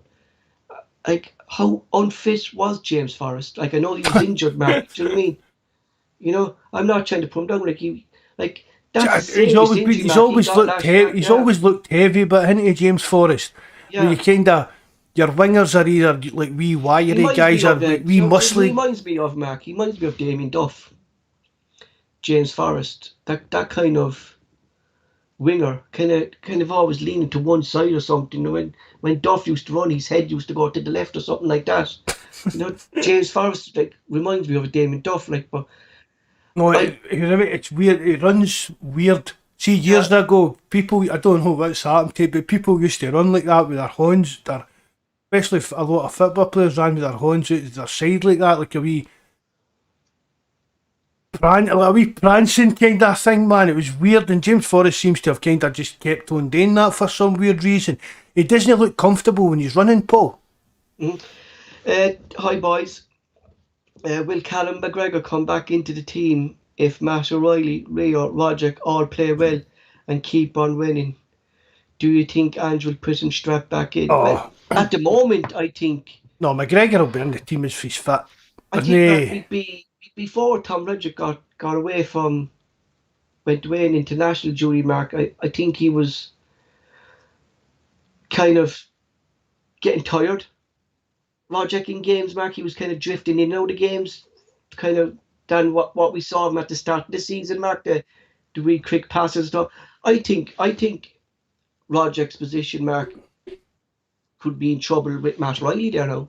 I think it's Rogic's position that's under Yeah, uh, kind of risk ball. For me, it's going. You're saying Beaton playing, and I think for me, the Callum two, Mark the Rio two, and Matt Riley. well, it'll be Cal Mac, Rio, and and other Paul. That'll be the position that people are fighting over for me. Yeah, But if Cal Mac will get into the team, as soon as McGregor's fit, he'll be straight back into the team. Without a doubt in my mind. I Who think said Mark, that? Joseph. I think Mark. And I think McGregor will play next Wednesday as well. Yeah, McGregor kind of Mark brings. Uh, he's playing the captain's role well, Mark, at Celtic at the moment, Callum Mack, and I really it reminds me of kind of, and I said to you before, Mark, kind of similar to Paul McStay, a silent captain. Aye. Do you know what I mean? He's Like, and he better. whisper into the air, Mark. You know what I mean? About if you look at the huddle, then Mark, when Cal McGregor's talking to players, like he's getting them pumped up. And Aye, can like get that. fired up, but Yeah, that wee huddle, Paul, that's like a wee private thing. You know what I mean? We see his interviews, he's always that kind of calm demeanour and things like that. mhm. And just he's a quiet, he's a quiet lad and that. He's a different kind of captain for your, like, your Neil Lennons and your Scott Brown type of guys. Of He course, kind of leads, what is it they say, he leads by example, kind of, isn't it? That's yeah. what they usually say about these kind of quieter guys. We watched it. We spoke about it the other night with Brian and Terence, Mark, when they were with us there. We were speaking about this game, like, and was it a good time to play Dundee United? They won last night, but they've a different striker now, Mark, in former Celtic player Tony Watt, who was having a great season at Motherwell, and they Watt will keep Vickers and Starfelt on their toes as well, Mark, because he likes a physical game. Tony Watt. I'd be shite, isn't he? Yeah, I mean, really, it would be a bad day, wouldn't it? I'd watch this. He'll score on Saturday now, but I know. I Yeah. don't think Celtic defences mind having nightmares about facing Tony Watt, Paul. I think, Mark, if we start off the way we started against Hearts, right? Like we know what Jones said to us, Mark, before. Like Coates wants his teams to attack, and if Dundee United attack us, Mark, and if we get the ball to our forwards, the way I'm expecting Dundee United to play, Mark, is there's going to be space if they attack us, and I think it'll be brave out of courts now, Mark, to try to attack Celtic this time round, do you think? Well, they're coming to Celtic Park this time, Paul, so it'll be a wee bit different. But Dundee, I don't expect Dundee United to come and kind of go park the bus. I don't think they'll pack the bus, but I don't think they're going to come. No, I don't think we'll be as open as they were with Dundee. Nah. They won all draw that time, Mark. I don't think we're going to see that under Dundee United. You know. But again, it'll be a hard game. I think so. I think again, we're at home in that as well, Paul. So I think it should be not an easy game, but I think we'll win it hopefully pretty comfortably. And we don't. Well, Mark, the one thing I'm going to say about is that. And it's going to be like we're going to create chances. Celtic will always create chances, and we just have to take our chances, Mark. And I think that Celtic really need to be clinical now, Mark, in our chances, Mark, because like we're averaging nearly 500 to 600 passes a game, Mark. I mean, with an 85 to 89% accuracy, like, you know what I mean, like. We're controlling games. Like, we have to make the chances come. We need to capitalise. We need to capitalise on that, Paul. Yeah, you know, we're dominance in the games, and it's going to be the same. But that's when back, Paul. I mean, that's not just a thing under Ange. No, I mean, I guess even back to, and know what the weird thing is. I don't know if I picked it up right. There was only 4 players in the squad last night that were played against Hearts, or were in the squad at the Hearts in the first. Yeah. But see, when you think of things like that, it's weird why the same kind of hangovers for Brendan Rodgers, Neil Lennon are still hanging over the place. That's why, like, that's what puzzles me, Mark. Like, that the same kind of approach comes in instead of us coming out all guns blazing in the second half. It's like we're going out there to maybe go out there and defend the lead. And I know for a fact, Mark, Ange isn't putting that into him. Do you know what I mean? Because that's not his style. You know, Ange is saying to him, Mark, we never stop. Do you know what I mean? We don't stop like this. You know what I mean? You know, like, he's not saying to them, go out and defend a 2-0 lead. Because if that was the case, Mark, he would take off his attackers and put on defenders. Aye.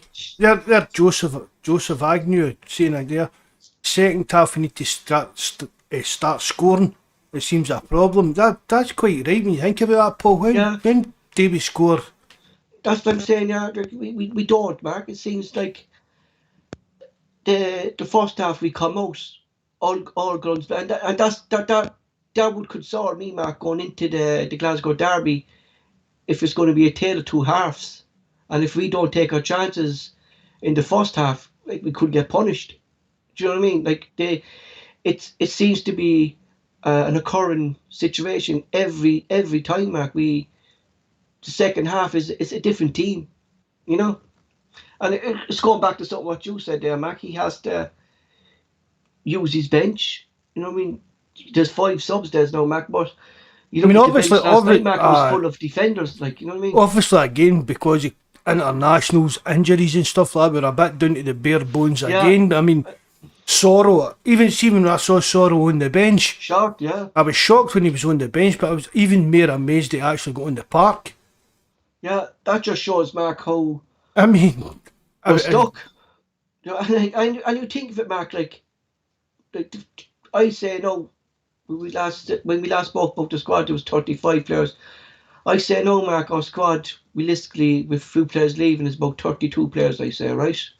With players after leave.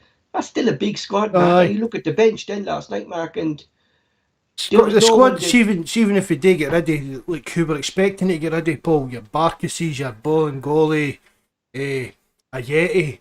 I see Basil are meant to be sniffing about Ajeti again, aye. Because their top striker, Cellular, is actually leaving, and I was actually reading, I talked about that, Mark, in the transfer news next. I have it all written down, you know, but like, it's still, Mark, like, there's a lot of dead wood there still, Mark, in the squad, like, in there, you know. I wouldn't say a lot, Paul. We've been in there's still a few that, but for me, really, we've been in worse positions. Yeah. When we're talking about the amount of, like, it's a bit harsh to say Deadwood, I think. But there was no one on that mark. There was no one on that These bench players last that are night, just Mark, that sitting. could come out to that attacking like only really Abada, and like how fit was Abada after the coming off last week, Mark? Do you get me? But you still need these defensive players on the Oh pitch, yeah, Paul. without doubt. In You know, fact, even if it's covering injuries or just to kind of I see the thought game McCarthy out. did well, Mark, last night when he came on. I I thought he thought played McCarthy well played as well. well, aye. I think McCarthy, Mark, is the main thing. I remember you saying to me, Mark, when you signed McCarthy, and it was a player that I was always looking for, and he did it against Alloa. McCarthy will go in for a hard tackle, Mark, and he'll win the ball.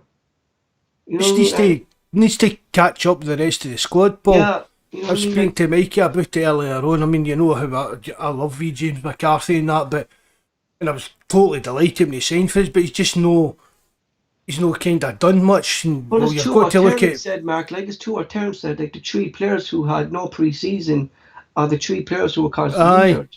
And Forrest, plus McCarthy, G. Marcus. McCarthy had COVID as well. Yeah, So I'm you know, hoping like, that's kind of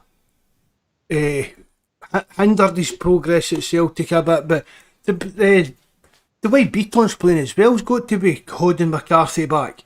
Because the Beaton we on. exactly, Mark. You said that last night in live chat. Aye, the Beaton we watched at the start of the season and we McCarthy would have watched. been starting that. Aye, definitely, Yeah, exactly. aye. But Beaton's been moved back in his natural position and he's been a revelation in there. There's no disputing that, no disputing it at all. But I think that's maybe kind of pushed It's McCarthy a interesting, wee Mark. bit down the bit. Do you know the fella that we were saying? That's Neil Lennon on Twitter. Aye. He put up a thing today. Delighted for Beaton to get the captaincy last night and playing well for Celtic. I've never doubted his ability to play. He's always been a cracking player for Celtic and a great servant. One fella put up, yeah, why did you play him in defence? So, you know, so I just had to laugh at it. Like, you know what I mean? Like, the fella is out and out, Mark, is Neil Lennon, like, because the things he comes out with. It's either him or somebody's maybe paying, or even somebody. It's that kind of. It's that kind of. It's that kind of cringy, and do you get what I mean? It's maybe just somebody's paying to run the account or something. But it's definitely Neil Lennon and his agents involved in it. There's no doubt about that in my mind. Do you think going into it, Mark? Like, when Kyogo, Mark, we said comes out of the Celtic team, the tempo seems to be slips out, right? We say the tempo slows down when Kyogo's not there, but I'm actually seeing the same high tempo, Mark, with the forwards now with Gianmarcus, because he's able to run as well, Mark. Like when he was playing, Mark, he just stood there, but Gianmarcus seems to try to get into space to get the ball. Like, and I'm actually. He's not the quickest here, Marcus, but he's not the slowest either, Paul. No, that's what I'm saying. I'm actually thinking like he brings a different dimension to the team, Mark, don't he? Like he's getting into, like you said, Mark, like a Solskjaer, like a Ruud van Nistelrooy. Do you know what I mean? I didn't say that. You said that. I said Gary Hooper. You know what I mean? No, he is. He's like a poacher, a striker kind of idea rather than that kind of false nine type stuff that people talk about. And that he's just your kind of. His two goals are poaching goals for me. Yeah, and he's getting there, Mark. He's getting, and that's because, like, we have to, like, our wingers, Mark, can't be cutting in. I don't mean like you go to James Forrest there, like you said. He's cutting in a lot. Abad used to cut. I think, Mark, if Radisson was there on the right hand side, Gianmarcus could get more goals because Radisson would cross the ball. And Radisson too, Mark, has, and same with Scales, Mark, on the left hand side, or Jovanovic. But with James Forrest there, Mark, I think he's cutting in too much, and we're not getting the service into Gianmarcus. You know? You've got to play to the strengths, Paul. You know what I mean? Well, so it's up to Ange to tell them, look, if Gio Marcus is up front, this is the way I want you to get the ball into the ball. Aye. He knew where that ball was going when that cross came in. Do you know what I mean? That's what I'm, Paul. That kind of instinct, that kind of poacher's instinct that players have got. Yeah. What's Joseph Agnew saying there? Why have all these players in the pool? Why put them on the bench? They all They all train with the first team, give them a game, same players getting gamed every week and they're rubbish. What's that? Joseph Agnew, he said they all change with the first team, but he meant they all train with the first team. Do you see that comment there? Yeah. What players?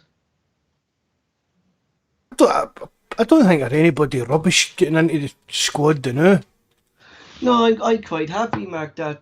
I mean, obviously, as it's needing trimmed, most managers will tell you they want to work with a squad of like 25 or that, whatever, but... Yeah, Stubbsy is saying, I feel if you get the ball, to get the crosses into the box, G. Marcus Mark would feed off him. Like, he's that type of striker, Mark, isn't he? And the Kyogo then's the opposite, Mark. He'd look for space to get the... I think... Kyogo's you're more like your number... Like you're Larson, the way Larson and Sutton played the old-fashioned 4-4-2 thing, Mark, Paul, with two up front. I want to see Mida and Kyogo and Hayase in the one team and see what the difference would be. Because I say, the three of them, Mark, are so fast that their passing will be so fast, Mark. I said if the three of them started, Mark, they'd be unbelievable together, the three lads. Aye, definitely. Them with you out on the left as well. Yeah. Do you know what I mean? I really would like it. Would you think he could do that, Mark? Well, he could probably maybe he'd need to change his kind of formation and setup, Paul, to like a 4-2-3-1. Yeah. I mean, imagine you've got imagine your twos, Callum. Because he said, Mark, imagine your Paul right there. Without getting into who the defence would be, right in a 4-2-3-1. Imagine your two in the midfield, McGregor and Hatate. Yeah. And your three attacking midfielders is Jota on the left, Kyogo in the middle, and Maeda on the right, with Giamakis up front. Mm-hmm. I mean, that what you're saying, Mark. Aye.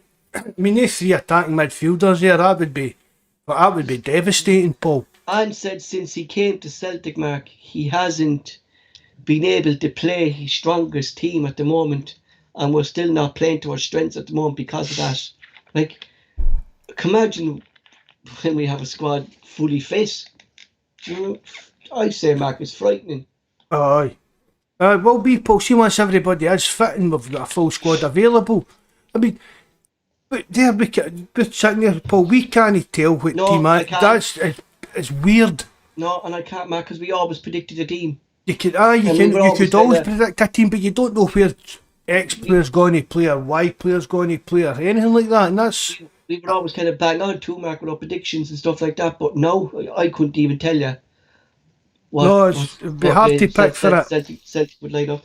At the moment, our injuries are Cal McGregor. The timeline is unknown as yet. Kyogo, I'm getting end of January, kind of mid-February.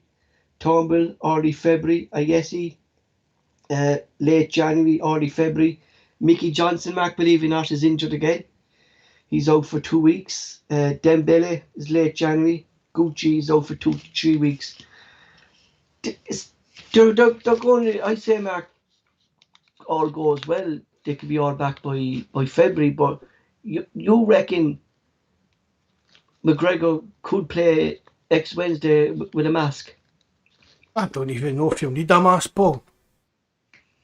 I think this is just getting made a lot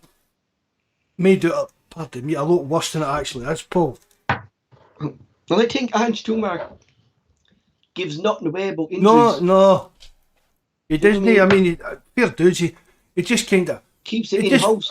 He kind of just slaps the questions away when it comes down to it. I'm not a doctor, I don't know these things and that kind of idea, but I mean, that's just a part of probably his management style, keep things close to his chest, Paul. He doesn't need to update. No. He doesn't even need to update the fans on things like that, to be honest, Mark, really. It's just part and parcel. I was looking last night, Mark. If McGregor's injury was as serious as we thought, he wouldn't have been there last night, travelling up to Tynecastle and... Would they know if this supposed operation that he was needing as well? Would they know if that done already as well? I don't think he had it. No, but everybody was saying, he needs an operation, he needs that. I think, Mark, it's just all guesswork, Paul. It's looking at it, Mark, and freaking, it's turning yellow already, like, so I just think there's kind of badly bruised in there. That's what I'm looking at. It looked like it was badly bruised and swelled at the moment because it was turning yellow already, Mark. So that means it's actually healing. Do you know Aye, what I mean? and he was chewing. Yeah, You see chewing that gum. some couple of people have said that that's maybe something to do with if you've got a broken jaw. If it's sometimes they tell you to chew things to help kind of keep the muscle moving and keep things going. But I will be really, really surprised if McGregor's no starting next Wednesday, Paul. Mm. Uh, Monday, Mark, the 31st deadline day. I actually got my. I don't know why I was today. But I actually thought the transfer deadline was today, and I was sitting down on my phone watching Sky Sports and the transfer deadline. I was like, why are they talking about the women's transfer deadline for? Like, no one's signing players. Like, what the like? Where's the commentators outside the grounds and stuff like that? You know. I Then wasn't going to mention that, Paul. I was going to no, save your embarrassment. I was like, and then I just clicked onto it. Like, and I was like, fucking today's only the 27th. I was going 28. I was like, Jesus Christ. Like, in fairness, like, That's what happens when you dog work. no, I know, I know.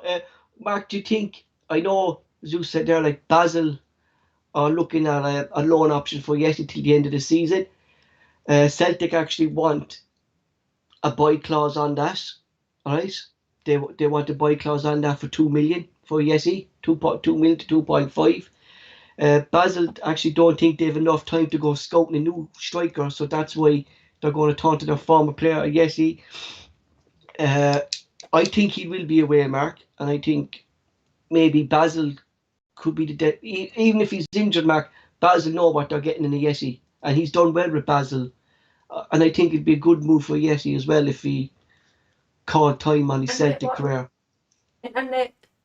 Oh, mate. Sorry, Paul. You all right? No, Mrs. just said the internet's not working. Am I still on, aye? yeah. I was just saying, Mark. Yesi's, I think his time is up, and Aye, him, Basel, aye, Basil, Basel aye. now, They know Mark, what it is just the says, best Paul. They move for know, him. aye, they know what they're getting. Even if they'll obviously do their checks, their medical checks, and make sure they're going to actually be able to play him like in the next few weeks or so. And I think, Mark, like even if he's injured, Basel know what they're getting in Yesi. You know, like Aye, aye. if they had any, because their striker is leaving, and he's their top scorer. He's definitely leaving. They said that, like, and they said they don't have time to go scouting for another player. They know what kind of player he is, and they'll see. But I think the only thing that holding that up is like there's no negotiations yet. There's been approaches, but Celtic want a loan to buy, and it's the same with Barkas. Sheffield United and a Greek team and a Turkish team are interested in him. I think it's Athens again, Mark. Actually, I went for Aye. Barkas as well, and Sheffield United, Mark, were actually I interested in was him. surprised at that, but And it's his wage demands are actually holding that up, and he's on at Celtic. He's on 19,000. He's not on 20, Mark. I know people got 20. He's on 18,500. He's close to 19,000. He's not on 20, Marcus. I checked it. You know. so you're getting more than them. So I think, Eh? Mark. So is that what you're saying? You're getting paid more than them? Yeah, I do. Yeah, definitely. I am. But Nah, but see even that alone, Paul. it's Get a a loan loan to buy, Mark. Aye. Celtic either want a loan to buy or a permanent deal off their hands. Well, that's the way to go, Paul. But Yeah. into kinda. But I think Ayet will be away. I think Barkas will be away. Sorrow, I think if they can get Sorrow off the books as well, he'll be There's been away. an approach for Sorrow, Mark. There was some team in Turkey and one or two teams in the MLS were looking at him, but there was actually nothing concrete there at the moment with Zorro. No one has actually came in, as I know, to actually ask about his availability. Like so, Ange definitely wants rid of Barkas, Zorro, Yesi, and Bonagol. I think they're the four players back. Ange maybe thinks that they don't have Any kind of future. at Celtic. You know, and I think the players do. Barker The wage definitely bill. has to know, Mark, that he has to be. It's the wage bill He's as well, time- Paul. Get them off Yeah. the wage bill. Yeah, well, I said that to you, Mark, the other day because when we were talking about that on Wednesday, I said like, are we spending within our means? Like, and like the concern for me, Mark, is fair enough for signing players, but there seems to be no outgoings. Do you know what I mean? Like you have to kind of have a bit of both, Mark. But You there know, you has have been, to. Paul, there has been outgoings. Shaw. No, Oh yeah, I'm talking about Duffy, Ange came no. in, we Yeah, heard him the Scott other Brown and night. stuff like yeah. Scott Brown's wages, Duffy's wages, But Christie's the wages are all off the definitely wage has to be bill now. more to go there. You know? And, I mean, if the figures are going right, Paul, I mean, Duffy and probably Christie's wages have paid for the 3 Japanese signings' wages in this window. Oh yeah, without doubt. Yeah, what I mean, Without sir. doubt, yeah. There is. I mean, there's been a hell of a lot of turnovers for players over the last 6 months. Montgomery too, Mark. There was reports last week that Kilmarnock were kind of looking at him for till the end of the season. It just seems to be kind of up in the air at the moment, Mark. There seems to be nothing concrete there, but I think he could benefit from a loan move, Mark, considering now we have Taylor.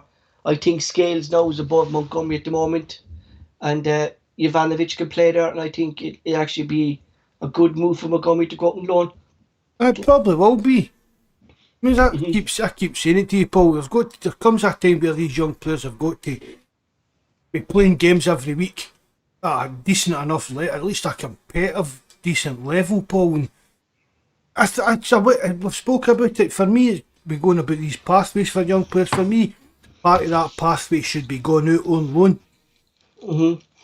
And Whether maybe, see, like we're talking about the young goalkeeper and that, you know, they're out there playing games, they're no under the glare. yeah, Look at Aya spending a year at Kilmarnock. yeah. Christie went out to Aberdeen that time. Callum went out to North County, Mark, then that time. Just Like it's definitely a benefit, Mark. There's a difference, and Ting said that to us.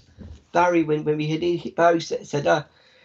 There's a difference playing the actual Codes League and Reserve League, Mark, than when you go out and loan. Out and loan is that you're actually playing a more competitive football for a first team club within the Premiership level. And it can be like an eye opener, Paul, for young players as well.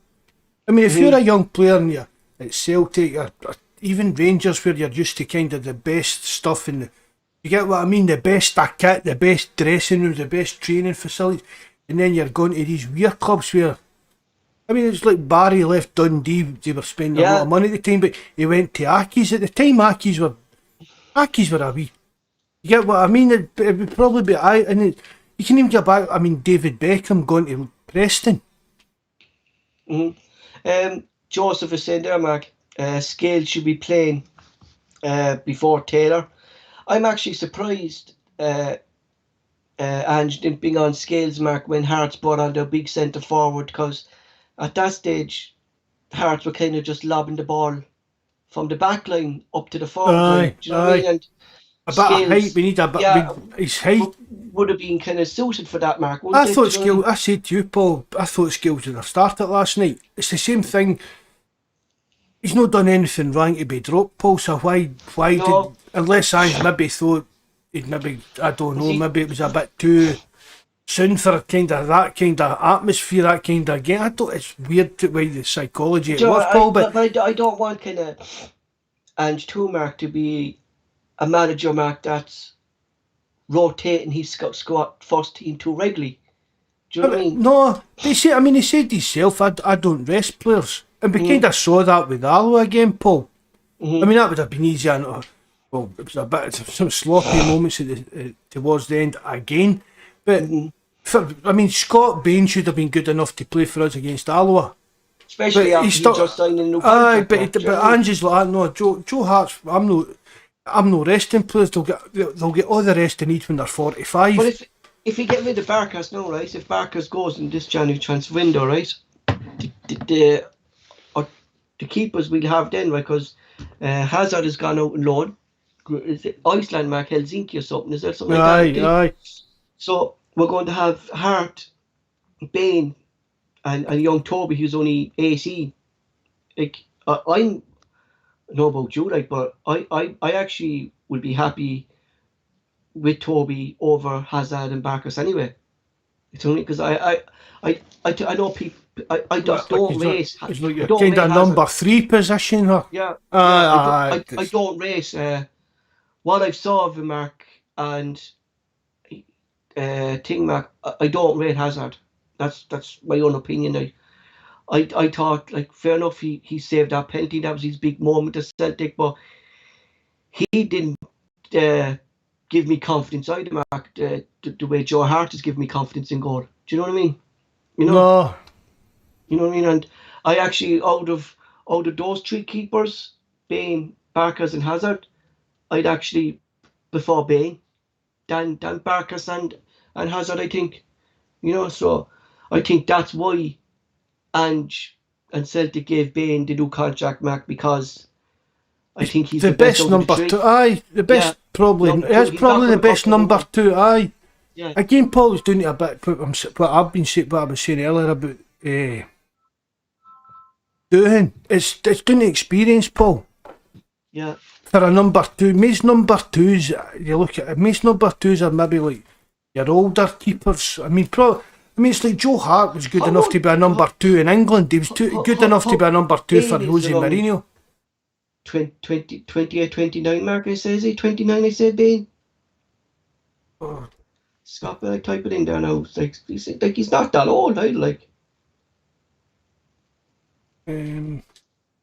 He's just turned 30 in He's November still there. young still young for For a goalkeeper, Yeah. aye. You know what I mean? I've said it to you before, Paul. I think Bain's a good enough keeper. He's a good enough keeper for number 1 at another team in Scotland. Yes. Do you but get not- what I mean? yeah, Aye, for no I know, but Celtic, aye. two for Celtic, but like Monday's deadline, Mark. We're being linked with this Algerian lad again. Just get his name down now. So here we go. Yeah. Drum roll, drum roll. I made. Ah, you shit! I lost this. No, I have it. 2 seconds. Bear with me now. I've lost this. I made Kanduch Marcus up. Is this? It was something like that. Kanducci. I lost the play. I lost my sheets. Kanducci. Right.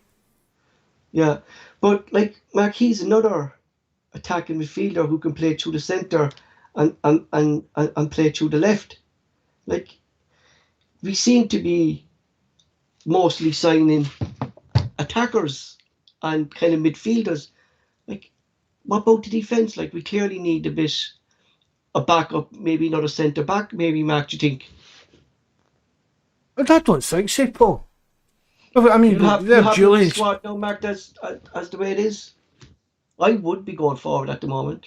Well, obviously, nobody's ever totally happy with the squad, you get what I mean? But Considering Considering we were in the summer, Paul, come on. I don't think any Celtic supporter can honestly complain about transfers and things like that for over the last kind of 6 months Ange came in. Mm-hmm. The turnover of players, the players were brought in. Where we said only 4 of the team that started, 4 of the squad that started the game at Hearts on the first day of the season were in the squad last year. So you're never going to. I did take out the players that played last night, right? I did up 3 different teams, Mark, of within our squad. So I have young Toby in goal, Ozaza Yorahidi, Dane Murray, Bosman Law, Bonangoli, Iducci, James McCarthy, and Ishmael Zoro, Mickey Johnson, Ayesi, and Morfart. Right? The next one is Barkas, Tony Ralston, Stephen Welch, Christopher Julian, Scales, David Turnbull, Cal McGregor, Tom Roderick, Lee Abada, Kyogo, Dijon Mida. Like, that just shows the strength in depth, Mark, that we can have. We could actually put out 3 different teams, and for me, the 3 teams, Mark, are more than capable of getting result against teams in Scotland. Against certain teams in Scotland. I 100% agree with that, Paul. That's what I say against. I say no disrespect to these like weird clubs and that. Celtic should be using their academy and things like that better. Yeah, because When it comes to that kind of player time management stuff and things like that. I guarantee you, Mark, next year, and you can hold me to this, that Bosman Law will be in and around the first team next year. With like the reports, and he's injured at the moment, but the reports that are coming from the Celtic B team about him are unbelievable. Like they're saying he's a step above the Colts League. You know what I mean? I think he's like, there's some great players now, Mark. We have in our youth system that like it's a great time to be a young Celtic player. I think under Ange, you know, really do. I hope you're right. I mean, Yeah, I do, Mark. I think like there you have one player, the young goalkeeper, saying he wants to come back to Celtic. He wants to train with the goalkeeping coaches. We've Liam Shaw, who's gone out on loan, who praised, and since he came in, you've young Joey Dawson's uncle, Michael Dawson, the former Tottenham, said that since he came to Celtic, the change of the player that he is, he's actually improving by the day. I mean, it's in one hand, Paul, you're saying, and we spoke about it, that Celtic's messed up all these young players. We've let this one Morrison go. We've let the other him that went to Tranmere. We've let him go in that. But on the other hand, these are other young players and the people that know them are coming out and saying that we're doing the job well.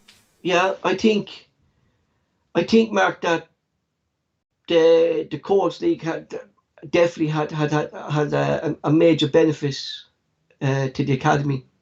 You know, and a lot of praise, Mark, has to go to McCarthy, I think, in that Colts team. You know what I mean? I think he's really bringing them on, Mark. You know what I mean? And the benefit is that they're playing the same style as the first team, and we spoke about it. That look at the Real Betis game, Mark.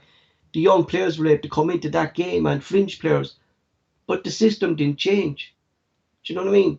The system stayed the same. I think we're going in the right direction in the academy, but I think there's still a lot of work, Mark, to do there. Do you know what I mean? At least we're going in a direction, Paul. Yeah. Rather it just been stagnating and still. Yeah, definitely, Mark. We're definitely going in the right direction, and I just hope something next season, Mark, and I hope there's negotiations already going on that there will be some kind of league next season for like a Celtic Coast team again. There has to be, Mark. There must be, Paul. Yeah, we've spoken about it 100 times. It's one of the biggest balls ups in Scottish football over the last few years. Mm-hmm. Just like doing away with. And the weird thing was, Paul, that Celtic voted to do away with it. Yeah, and I can't. Like, was it through finance, Mark? Paul, it must be. It's the only thing I can think it's going to be. Which isn't right. See, for me, a reserve league or something like that should be getting propped up with the SFA or the SPFL, or even the Scottish government should be putting money into that kind of thing, Paul.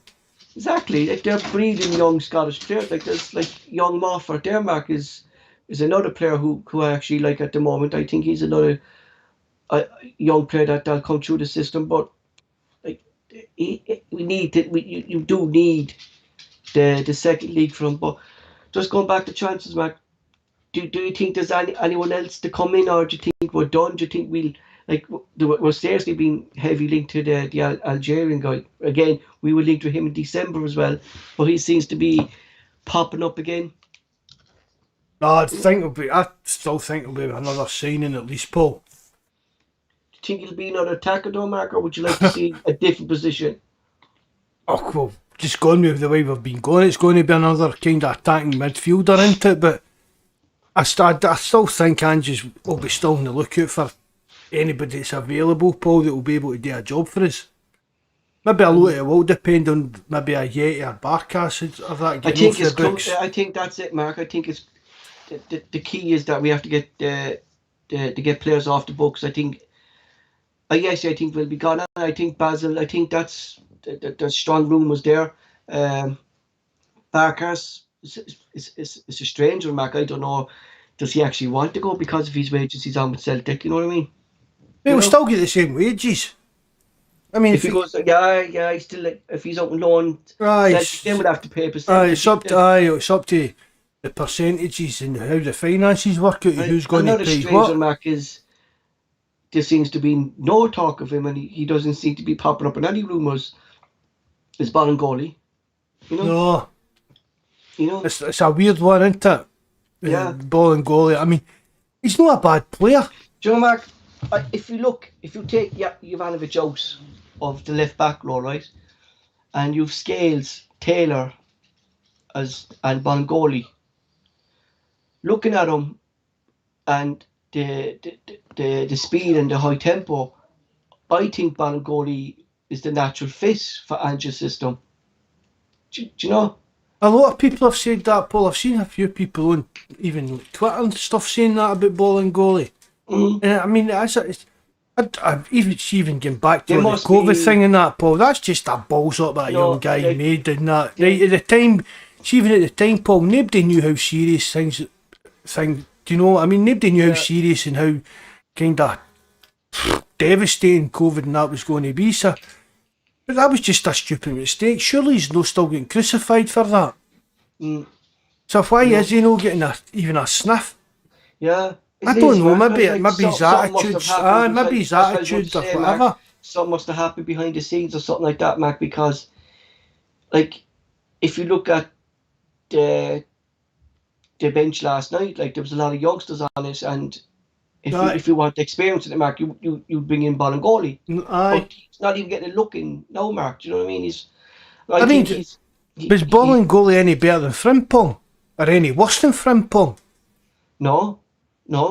As a player, as a player on the part, I don't, apart from, as I said, all the COVID stuff, for me, Frimpong wasn't any better than Bolingoli. No, without doubt not. And it just seems, maybe it is, Paul, just something behind the scenes again, maybe his attitude there. Oh, I think, Mark, that there must be something there towards attitude or something there, Mark, because... I mean, I know how hard it is to work with people with a bad attitude. Yeah. I'm only kidding you, Pablo. I'm only kidding you. I think, Mark, he'd be where. I think we're definitely going to see outgoings. I think there'd be another few loans as well for young guys going out. I think if the rooms are true, Montgomery will go out and loan.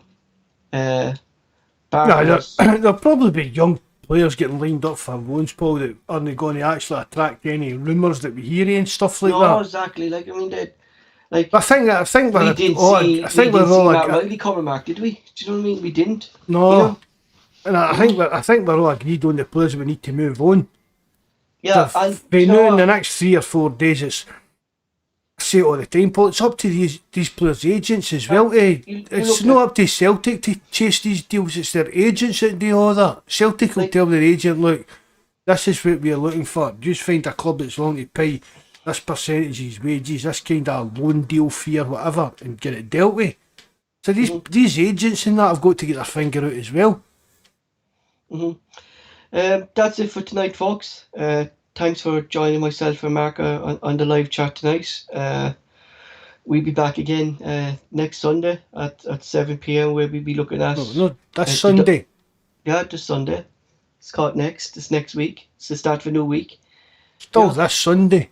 We'll be talking about the Dundee United game, and we'll be looking ahead to the key derby game on Wednesday night underneath the floodlights at Celtic Park, and we'll see Celtic cutting the gap down to 1 point. The disco lights are revving up, Pablo. Yeah. The disco lights are revving.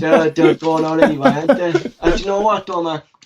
I'm still waiting on Welsh getting back to me about this ticket as well. You know, they look well. When you see them, though, in fairness to them, like, don't they? They bring an atmosphere, like, don't they? Aye, Paul, it's just... I mean, what was it, £1.5 million or something? And we needed to get the disco lights. We needed to get the lighting up to UEFA standards. So we just went a wee bit more extravagant. It looks brilliant. Aye, brilliant. Paul says thanks very much for joining us. Thanks very much, Paul, for everything you do and setting things up what we talk about and that. I hope you enjoyed it, lads. You're more than welcome. And remember, come here and join us on the forum if you've just found us through YouTube. We're at www.celticrumours.co.uk forum. Every Celtic fan is more than welcome. Thanks very much again. If you hit the subscribe button, the like button, and if you know how, please leave a comment. It helps us get up an algorithm on YouTube. Thanks very much, lads. Hail, hail, and God bless.